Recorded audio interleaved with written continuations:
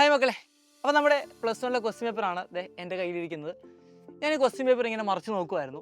അപ്പോൾ എനിക്ക് മനസ്സിലായ കുറച്ച് കാര്യങ്ങൾ നിങ്ങളുടെ അടുത്തേക്കാണ് ഞാനിവിടെ വന്നിരിക്കുന്നത്. മക്കളെ, ഒരു കാര്യം പറഞ്ഞോട്ടെ, നിങ്ങളുടെ എക്സാമിനേഷൻ എങ്ങനെ ഉണ്ടായിരുന്നു എന്ന് നിങ്ങളൊന്ന് കമൻറ്റ് ബോക്സിലൊന്ന് രേഖപ്പെടുത്തുക. നിങ്ങൾക്ക് ഉറപ്പായി ഞാൻ നിങ്ങളുടെ കൺസേണൊക്കെ മറുപടി കമൻറ്റിലൂടെ രേഖപ്പെടുത്തുന്നതായിരിക്കും. നിങ്ങൾക്ക് എല്ലാവരുടെയും കമൻറ്റ് ഞാൻ മറുപടി തരുന്നതായിരിക്കും. അപ്പോൾ ഞാൻ ഇങ്ങനെ ക്വസ്റ്റ്യൻ പേപ്പർ ഇങ്ങനെ മറിച്ച് നോക്കിയപ്പോൾ എനിക്ക് മനസ്സിലായ കാര്യം എന്ന് പറയുന്നത്, വലിയ പാടുള്ള ക്വസ്റ്റ്യൻ ആണോ എന്ന് ചോദിച്ചാൽ അത്രയേറെ വലിയ കട്ടിയുള്ള ക്വസ്റ്റ്യൻ ഒന്നും അല്ല. എന്നാലും ഈസി ആണോ എന്ന് ചോദിച്ചാൽ ഈസിയും അല്ല. ഒരു മോഡറേറ്റ് ലെവലുള്ള ക്വസ്റ്റ്യൻ പേപ്പറാണ് നമ്മളോട് ചോദിച്ചത്. അതായത് നമ്മൾ പഠിച്ച കാര്യങ്ങൾക്കപ്പുറം വേറൊന്നും ക്വസ്റ്റ്യൻ പേപ്പറിൽ ചോദിച്ചിട്ടില്ല. NCERT ടെക്സ്റ്റ് ബുക്കിൻ്റെ പുറത്തു നിന്ന് ഒരു ക്വസ്റ്റ്യൻ പോലും ഇവിടെ എന്ത് ചെയ്തിട്ടില്ല, ചോദിച്ചിട്ടില്ല. പക്ഷേ ക്വസ്റ്റ്യൻ ചോദിച്ചാൽ ആ പാറ്റേൺ നിങ്ങൾ നോക്കുവാണെങ്കിൽ നിങ്ങൾക്ക് മനസ്സിലാക്കാൻ പറ്റുന്ന കാര്യം, ഒരു എക്സാമ്പിളായിട്ട് ഞാൻ പറയുകയാണെങ്കിൽ, നമ്മുടെ രണ്ടാമത്തെ ക്വസ്റ്റ്യൻ എടുത്ത് നോക്കിക്കഴിഞ്ഞാൽ നിങ്ങൾക്ക് മനസ്സിലാകുന്നതാണ്. നമ്മുടെ മോഷൻ സ്ട്രേറ്റ് ലൈനിലെ ക്വസ്റ്റ്യൻ ആണ്.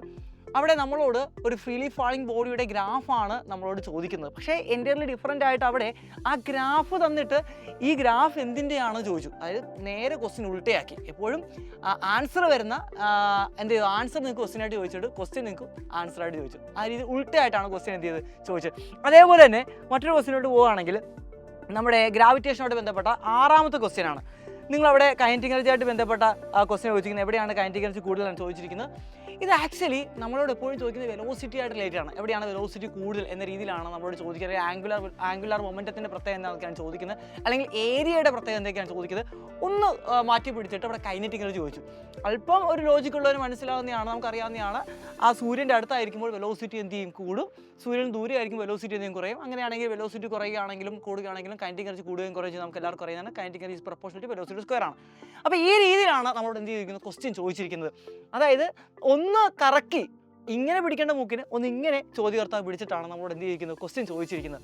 അപ്പോൾ ക്വസ്റ്റ്യൻ പേപ്പർ നമ്മൾ അനലൈസ് ചെയ്താൽ മനസ്സിലാകുന്ന കാര്യം എന്ന് പറയുന്നത്, 27 മാർക്കിനാണ് നമ്മളോട് ഡെറിവേഷൻ ചോദിച്ചത്. ഓക്കെ, ഡെറിവേഷൻ നമുക്ക് സേഫ് സോണായിട്ട് കിട്ടിയിട്ടുണ്ട്. 27 മാർക്ക് പക്ക ഡെറിവേഷൻ മാത്രം പഠിച്ചിട്ട് പോയ ഒരാൾക്ക് 27 മാർക്ക് സേഫായിട്ട് കിട്ടുന്നതാണ്, ഡബിൾ പാസ് കിട്ടി.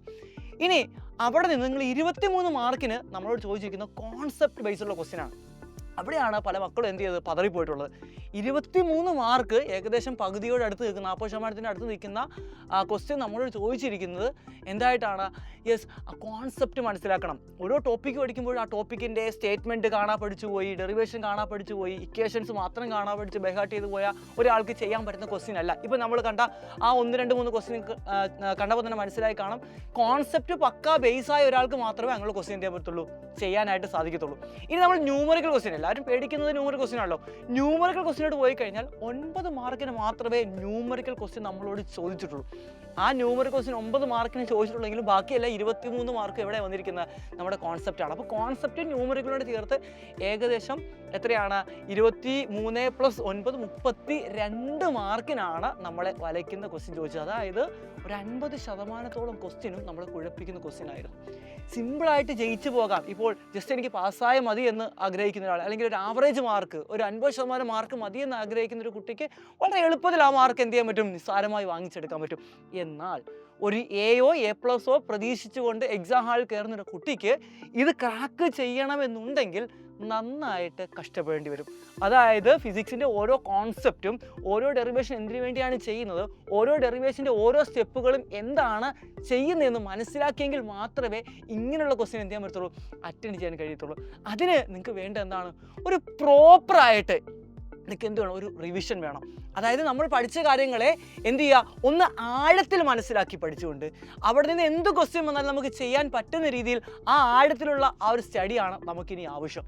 അതിനുവേണ്ടി ഇനിയുള്ള ദിവസങ്ങൾ വളരെ വിലപ്പെട്ട ദിവസമാണ്. ഇനിയുള്ള ദിവസം പക്ക ഒരു സ്റ്റഡി പ്ലാനോട് കൂടി നിങ്ങൾ പഠിച്ച് മുന്നോട്ട് പോയി കഴിഞ്ഞാൽ ഉറപ്പായും നിങ്ങൾക്ക് ഈ ക്വസ്റ്റ്യൻ പേപ്പറൊക്കെ എന്ത് ചെയ്യാൻ പറ്റും, വളരെ സിമ്പിളായിട്ട് സോൾവ് ചെയ്യാൻ സാധിക്കുന്നതാണ്.